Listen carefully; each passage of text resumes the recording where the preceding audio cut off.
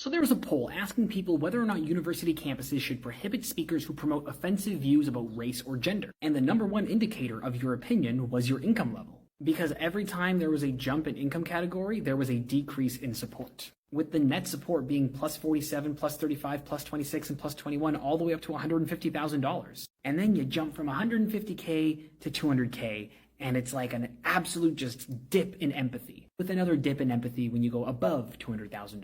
So what might be the cause for this? Might it be that because in our society, people who make lower income tend to also be people from marginalized communities, whether that be based on their race or their gender or sexual orientation? Maybe it has something to do with the fact that people who are working class have more empathy because they can understand the struggle of the common person. Because the only connection here is money. And it looks like the more money you have, the less empathy that you will have for people who are negatively affected based on their race or their gender. Because the question wasn't asking you whether or not you would be okay with people who have different political opinions from you speaking. It literally says people who promote offensive views about race or gender. So we're left with two possibilities. Either one, the more money you make, the less literate you are, and therefore the more likely you were to misunderstand the wording in the question. Or two, the more money you make, the further removed you are from the average person in society, and therefore the less likely you are to empathize with people based on their race or gender. It's probably the literacy thing.